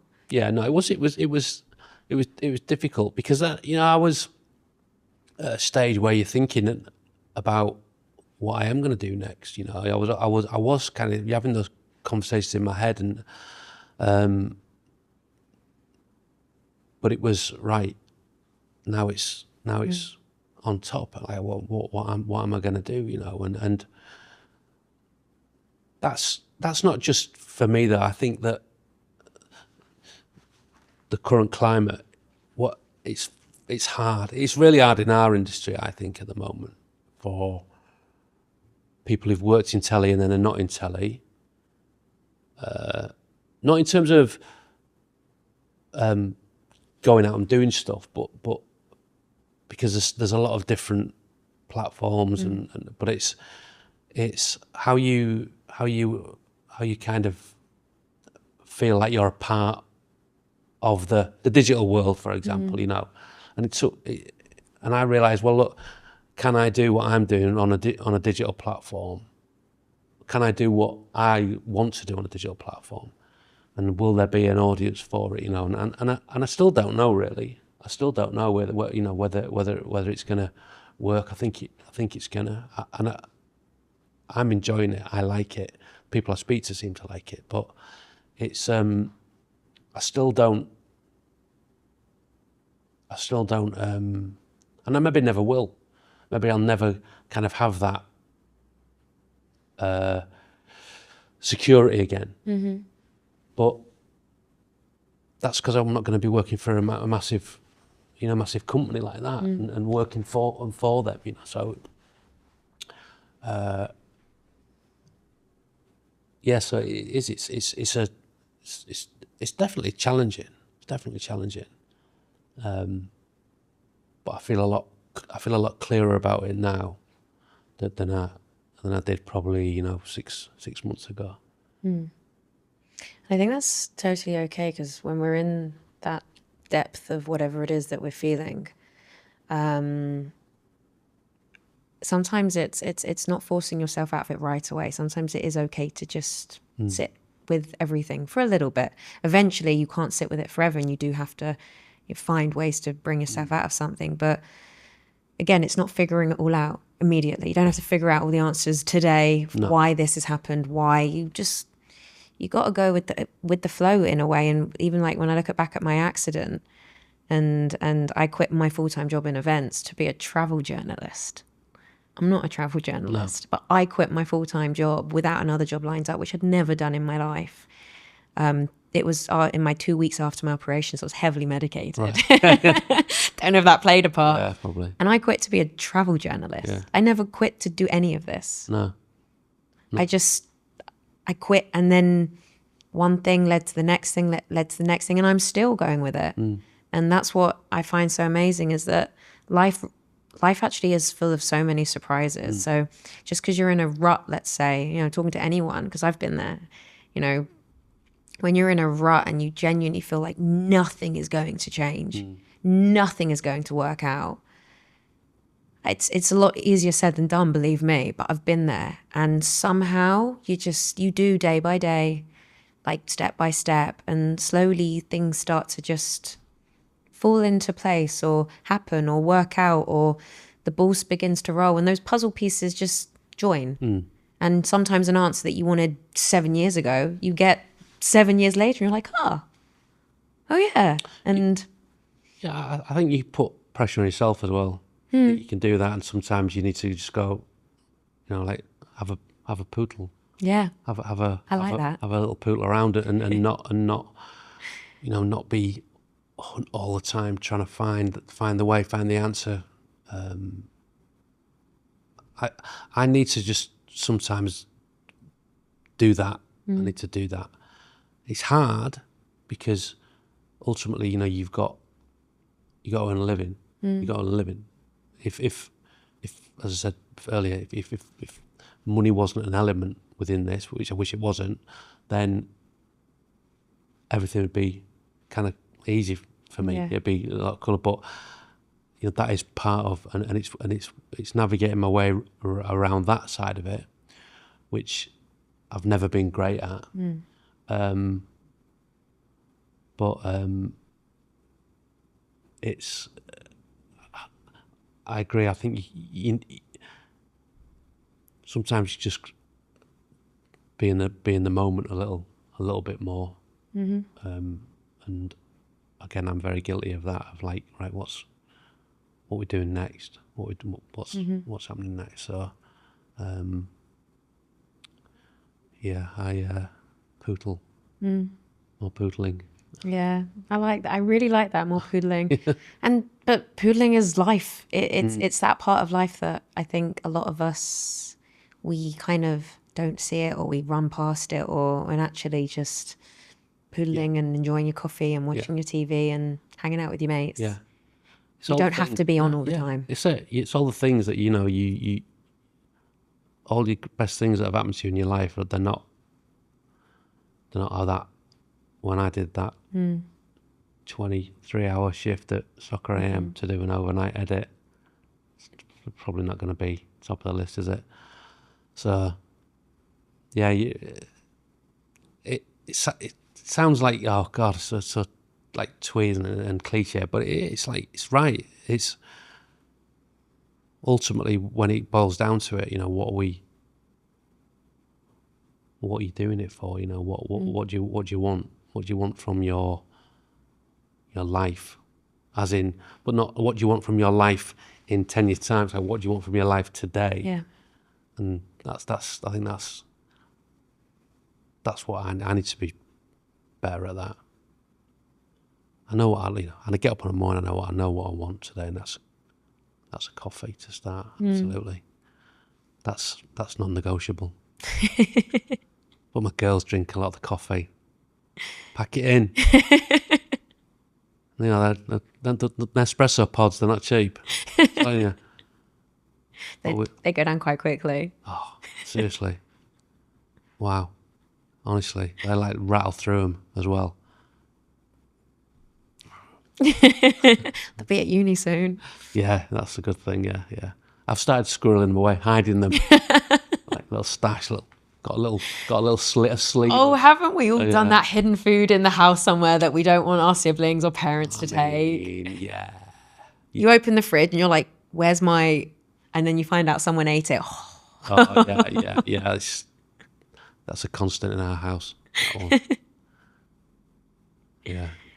I mean, it really does even go down to having your favorite food, having a coffee in the morning. Again, you say it's cliche, but it really is the small moments. Like the small moments build into some of the most amazing memories you'll ever have. Absolutely. No, definitely. Yeah. I mean, I am a creature of habit, and I like those little kind of touchstones throughout the day. And I love summer. I love this time of year. I love the light mornings, and I'm like, oh, you know, when someone said the other day was like solstice, it was the longest day, and I was like, don't tell me that, it's all downhill from here, and so I love. I always get to,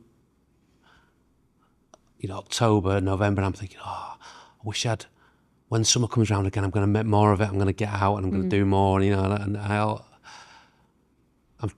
desperately trying to watch every World Cup match that's on. Obviously, it's proving quite tricky with the schedule. The schedule.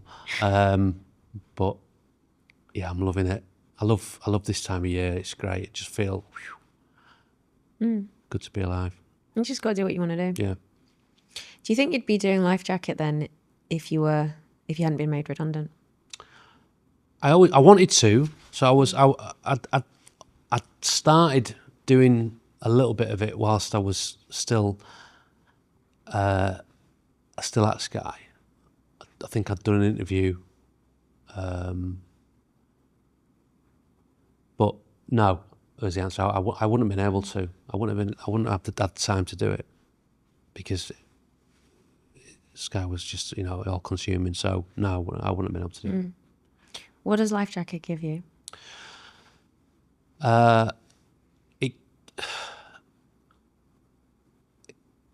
It gives me, so what it gives me is what I hope it gives to the people who watch it and enjoy it, which is content that's not really out there, something that's a bit different, that's considered, it's long form, it's speaking to people that aren't maybe, they're not always maybe flavour of the month, or, you know, this person's promoting, you know, they're going to crop up on everything. It's people that I admire, people that I respect, people that have got talent in the fields that I'm really passionate about: football, music, and clothes. So it's like a passion project, but with production. So you know, and with a view to turn it into something that is big, and I feel like it's creating an impact, whether that's culturally, you know, socially within the LifeJacket community, creating a place where there's no toxicity, where it's a safe space for people to come along, and it doesn't matter who you support or what you wear or what band you like, come and enjoy the content. If people start gobbing off on there, then, you know, zero tolerance, off you go, because there's enough places where you can do all that. We want people to come and enjoy it, and it's just a bit of it's like a little kind of pulling into a little lay-by, you know, on a long drive. You just pull into the lay-by, an online lay-by, and you can just have a little 45 minutes there. You might have a little nap or a snooze or something, and that's what it's just a have a cup of tea, sit down, watch this. It's might be 45 minutes, might be an hour, but it looks nice and it's a good conversation, and it's me talking to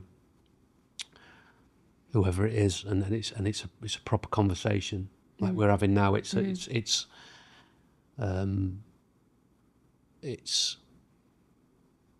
I just love doing it. I'm really thoroughly enjoying doing it, and hopefully it'll grow. Hopefully it'll build, and we can do some events, and I'd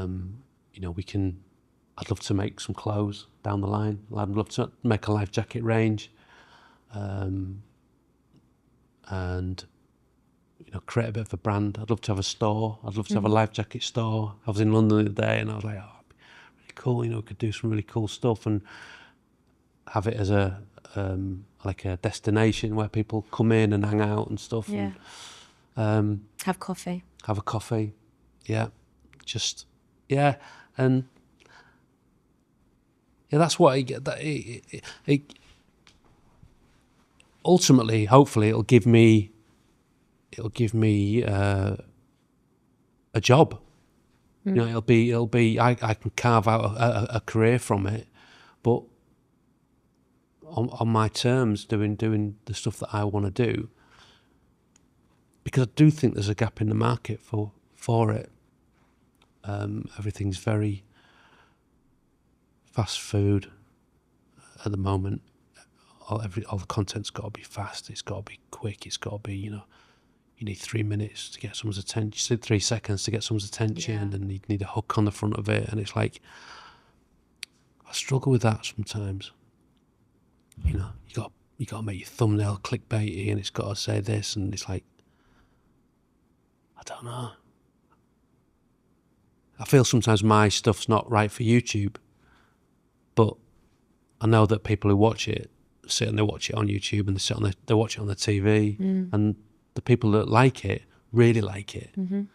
So I'm a better off just having a few of those people who really like it, who are really into it, than occasionally getting someone who's just watching a little bit here and there, or I don't know. I don't know. Everyone's an expert, but no one's an expert really. I think when it comes to the internet, everyone's quick to tell you what they can do for you and what you need to be doing, and I'm not sure. They might be all right, and I might be wrong, and I'm not saying I'm just doing it to be different or anything. I'm not, but I know what I like, know what I want to watch, and I think there's people who are like me. So try and make stuff that you like. Yeah. Would you watch it? Yeah, I'd watch that. I'd watch The Boot Room or The Rail or whatever it might be, because I think it's good and it's interesting people, and it's people who you don't always see or hear from, and if I can get to the next level with it, then I think we can go big with it, because I could be shooting stuff all the time, and it won't just be me who's sitting waffling, it'll be other people, because I won't be able to do it all, and it's like, that's how it'll grow when we get a load of other younger, better looking people than me to do it, so but as long as it's got that life jacket DNA running throughout the whole thing, whether it's a piece of content or it's a piece of outerwear, then as long as it's got that life jacket DNA, then that sounds really pretentious, doesn't it? But it's important to me that to not sort of not sell it out, but because I understand it's a business as well, so it's important to understand that, but to try and keep it something that people go, oh, I really like that, I'm a fan of that, like they are with bands or with football teams. It's like, if we can do something that means something to people, then I think that there's something in that. Again, I'm sorry, it sounds a bit pretentious, but I do think that. And when someone says, oh, I watched that interview, I really liked it. My best mate messaged me. He never watches anything that I do. He never compliments me anything. He watched the interview. I did an interview with Paul Gascoigne. He messaged me. He said, I found a bit of time, and I watched your interview. He said, you did a great job with it, mate. And I was like, wow, that's like high praise coming from you, mate. And he was like, I know. He says, you won't be getting any more of it. You've had your one. So, I don't think it sounds pretentious because it's true to you. It's true to you. You want that DNA, you want that branding, it's true to you. And it's true to who you are. And it's like what we said earlier, that why would you want to be anywhere else in the world? People try to fit people into too many boxes that they don't fit into. And they're forced into the boxes. But if you can find a way to unlock that box and figure it out on yourself and, you know, by yourself and on your own and with everyone else around you as well, but being true to who you really are and seeing where it takes you and what comes from it. Yes, it's nice to think you can try and do stuff on your own terms. Whether you can or not remains to be seen. Yeah. Because of course you can. But again, you have to balance that up with living your life and, you know, making a living. So it's great to have principles, and I have principles, and I am principled. But that's where it's kind of like the dilemma, the dichotomy is, well, is that's the word, where it's you have to make it work because you've got to live and you've got to do everything, you know. It's and that's a challenge. And also I think it goes back to what we were talking about when you were saying overthinking, and I think a lot of, because I'm an overthinker, and I think being an overthinker can be sometimes the best thing or the worst, obviously. You know, when you overthink bad scenarios, whoa, that spiral's fantastic, great, thumbs up, love it. Not. But I think also sometimes overthinking actually can help you, and it forces you sometimes into uncomfortable positions, but you force yourself into them, and then you actually get something from it for yourself, I mean. And it can sometimes give you some confidence for whatever it is, or it can make you go into a room that you don't want to go into, even if you're overthinking. I guess, you know, you force yourself into those kind of situations. And I think as well, sometimes if you're someone that talks negatively to yourself and you've said all the most negative things possible to yourself, then, well, you know, someone else is going to say something to you as well. Well, if you've already thought it yourself, well, you've already challenged those thoughts yourself too. I don't have like, there's no voice in my head going, you're not good enough. It's what are other people going to think of me? You know, because I always think like, oh, we want you to do this. And they're like, yeah, but you're expecting like Fenners, you're expecting the guy who like does sketches and stuff like that, you're expecting him to turn up, and that's not me, you know. And so I'm like, sometimes come away from things thinking, were they underwhelmed? But that's something that I've like, you know what? Okay, I'd be like, it's I can't let that really worry me anymore, you know, because that's the reality, you know. When it's like, you want me to do stuff, yeah, great, I'll come do it, and hopefully it's what you want, you know. That's my biggest fear with anything is never like, I always want to make sure that I come away from something and I've done a good job, and that, you know, you can't control it, but you want them to go, oh, that was good. He did that well, you know. He approached it in the right manner, and it was good. Right? You don't want him going, God, he's not. Thought it'd be funnier than that, you know? That sort of thing, you know. And it's like they're the things, which is why I'm big on. Not today, of course, because I like the fact that we're just sitting chatting. I like that in that it's because I know we're just chatting about me and us, and it's cool. So it's like, and I'm comfortable with that. Whereas if it's like, so if you said to me, oh, you need to come and do a presentation about something, I'd be like, no. Now that's put me on the back foot a bit. Whereas so I'm like big on information, and I need to know what's going on, what the plan is, what do you want from it? You know, it's like what are you expecting from this when we do this thing, whatever it might be. and so that no one's going away going, oh well, you won't be coming back.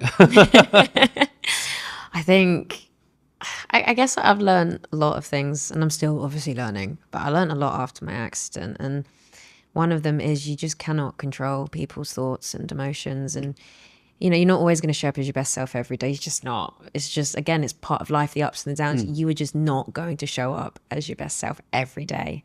But whether it's work or whether it's whatever it might be, if you can at least try to bring your best self to something or a situation or a job, or if you think you've done a good enough job, you know, you can't control what anyone else thinks or feels, and it's, you know, it might be down to them. But if you're okay with how you were or how you feel or the, you know, how you delivered something, that's what matters to you, I think.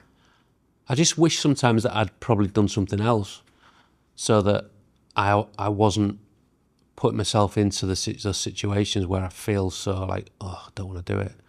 You know, I mean, but I suppose everybody has that in their work anyway. You know, they're probably like, I don't want to go in, and I don't want them. You know, it might be someone's got a monotonous job, whereas for me, it's like, oh, I've got to go and stand in front of people and talk. It's like the last thing I want to do. You know, like whereas some people who present probably think, oh, it's great, I want to go and do that, and like I've got that confidence in myself. It's like I just don't have that, you know. And so it's like every not every time, but most times when I have to go and do it, I have to like, okay, right, and then once I've done it, I feel great. But that voice in your head never, before you, the next time you go and do it, that voice doesn't go, oh, you did this last time, you were fine. It goes, oh, you just maybe got lucky with that one, so you might be shit again this time, so just be careful. I'm laughing because I know. It's amazing, isn't it? Yeah, but it's nice when you've done it, and it's. I guess it's all part of the toolbox. Right. You know, the brain, for some reason, our brains like to hold on to negatives. We always look for the negative. I don't know why we do it, but we do. And you're right. Sometimes even if you turn up to the next thing and you did a great job the time before, but the brain still goes, ooh. It's finding those tools in you. Maybe even just to quiet the voice. The voice might stay, but just to quieten the voice. And I think if I've done everything I can before I do something to make sure that I've kind of prepared for it, then if it does go wrong, at least you can say, well, I just, you know, I just wasn't good enough on the day, or I just, whatever happened, and it's not down to the fact that you didn't prepare for it. You know, I would never just rock up, never do that, because I wouldn't be comfortable doing it, because I'd be like, I'm not good enough to rock up. So if you could be anything else and do anything else, what would you have done?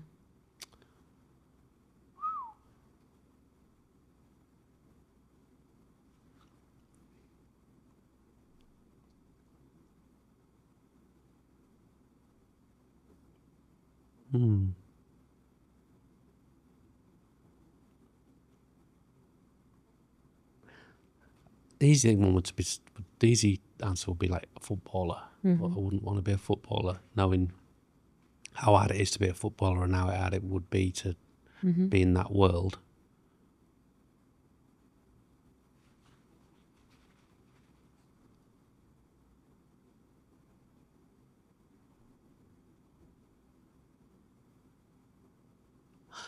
Do you know what? I harbour an ambition to be to direct a play. I'd love to do that,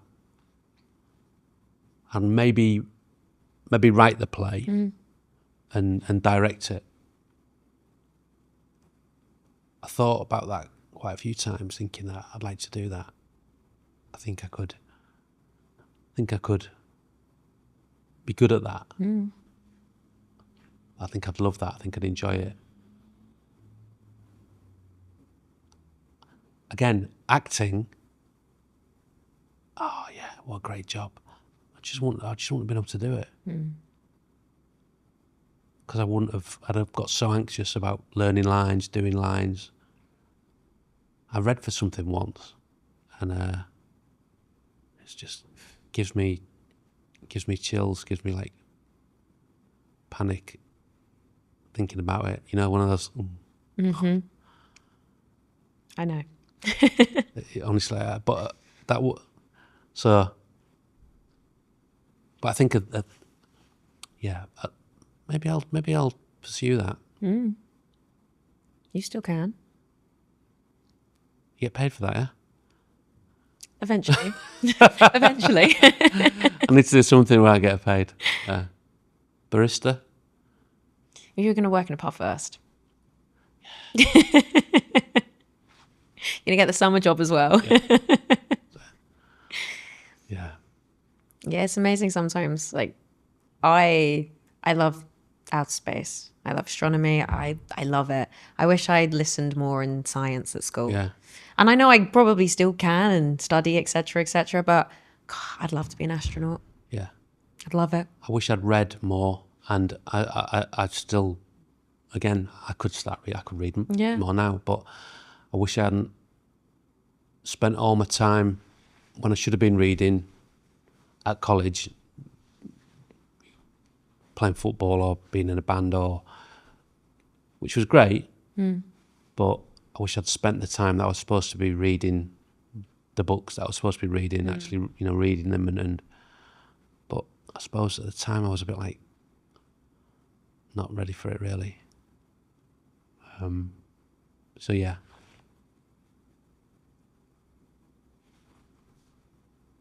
Probably, yeah. What we're gonna go film director, yeah? No, not film director, theatre director. Theatre director. Yeah. Do you reckon I can do a course on that? Yeah, I 100% reckon you can do a course. I think you can do a course on anything. Would I get accepted into the theatre fraternity though? You say? Stop, don't worry about this. Might be like, oh no. Stop worrying about what happens if it's going to go wrong or will I be accepted. Just do it.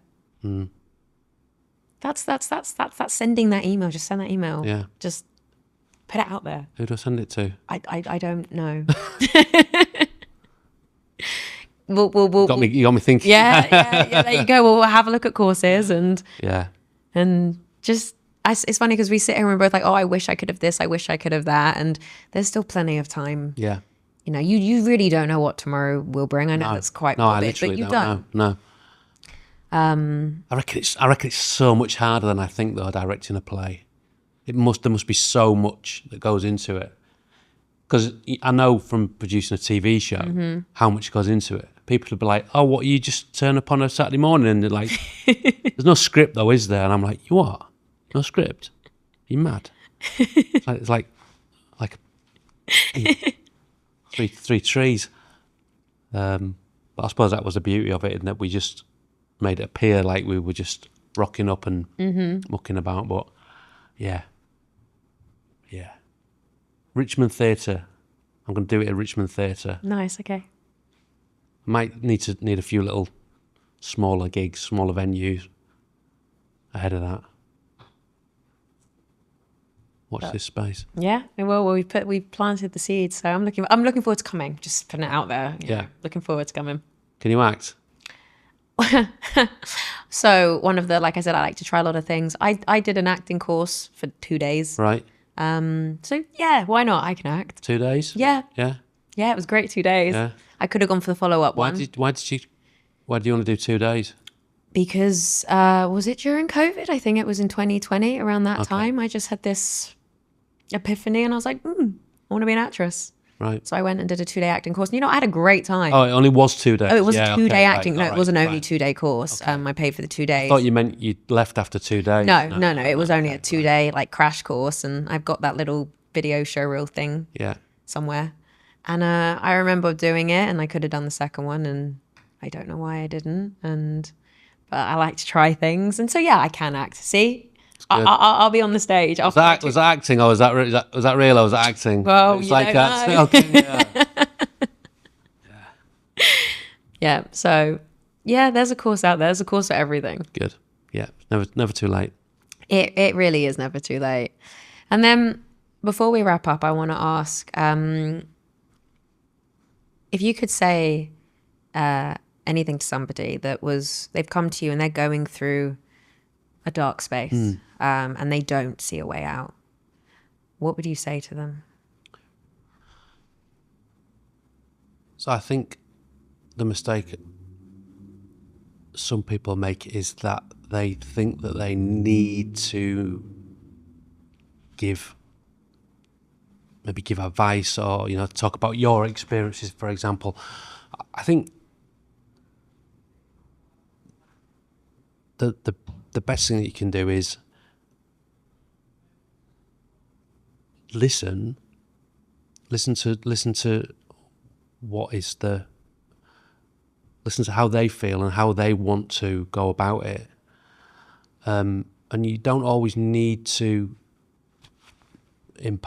give your opinion, or to feel like you're being judgy, or offering judgment on it.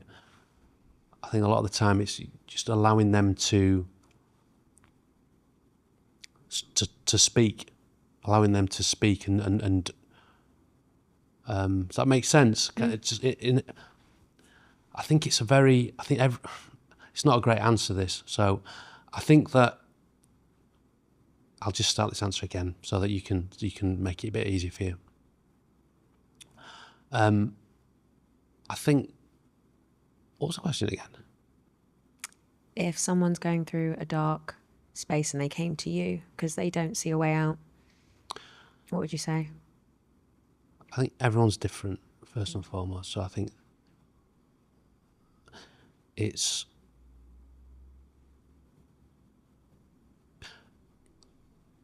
for me,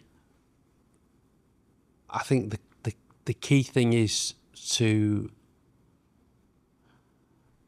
try to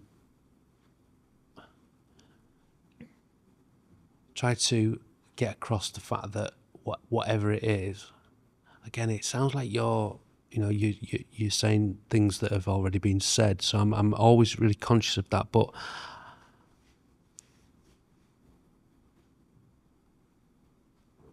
I think it's just creating that safe space, that trust, that to let somebody share that thing with you. That's the I think what I'm trying to say is the biggest, the common factor from everyone that I've spoken to who's been struggling was that they felt a certain way, but felt like they were the only one who felt like it. So they felt isolated, and they felt like they couldn't share that feeling or those thoughts. And as soon as they share it, and that might be writing it down or vocalizing it, you can't underestimate how liberating it is, because it's as soon as you find out that someone felt the same or feels the same or doesn't kind of bristle at what you're saying, kind of goes, yeah, that's cool, yeah, I've got a friend who's been through exactly the same, or yeah, God, I felt like the same, or yeah, God, honestly, the stuff that used to go on in my mind was, it's like, that is so powerful, because it just, it's like a pressure valve being released, like going, and I think that the beauty of it is, you might have been struggling with something for such a long time, and you're going round in circles, a vicious cycle of overthinking, whatever it might be, and it can be dissipated within that one instant, whereby someone goes, actually, this is like really common, and I know exactly what we need to do here, and I think this is the issue, but let's find you the right kind of help, so I think that's, sorry, it's not the most succinct answer, but it's and that's only something that's probably something that has happened to me more recently, in that I knew there was something not right, and I didn't think I was hiding it away really, but I was because I wasn't sort of talking about it. I was just used to, I'm just a bit tired, or I'm just not feeling great, or I just kind of mask it because I thought I could. I thought I could just like cope with it, and you know what it was? I thought, you know what? It's not going to be there all the time. It just comes in waves, so I've just got to ride it out, and it'll be all right. But you've got to. For me, I had to find a way to sort of stop it, which hopefully I have done. And like you said, there's lots of different ways, lots of different tools. You've got to figure out what's right for you. But even though it is a really hard thing, is talking and sharing and being vulnerable. It really is, no matter who you are. But like you said, even if you give it a go and you feel safe, whether it's your partner, your best friend, or even if you want to go, and have proper, therapy, let's say. But yeah, sometimes it's that little pinprick, and the bubble can burst, and okay, it can scatter everywhere, but you start to just wade through things. Yeah, but it can be. Yeah. It can be a light bulb moment. Yeah. It certainly was for me. Yeah, and sometimes all you need is that light bulb moment, and it's amazing how much you can suddenly breathe again. Yeah. The weight that comes off your chest. That's it. Is there anything else you'd like to share today? I've got one question. Yeah. Any chance of a coffee? Of course. Absolutely gasping. Hey, well, that cup of tea coming or what, mate? Hey, any chance? You all right over there? What are you doing? Yeah, you got a little kettle or what? Thank you for being here today. Life will knock us down, sometimes hard, and sometimes more than once. And when it feels impossible, know that your story isn't over yet. Sometimes when everything is falling apart, it's really falling into place. You have the power to rise, to heal, to make magic, and to evolve. And you have the power inside you. We all do. You have the power to get back up.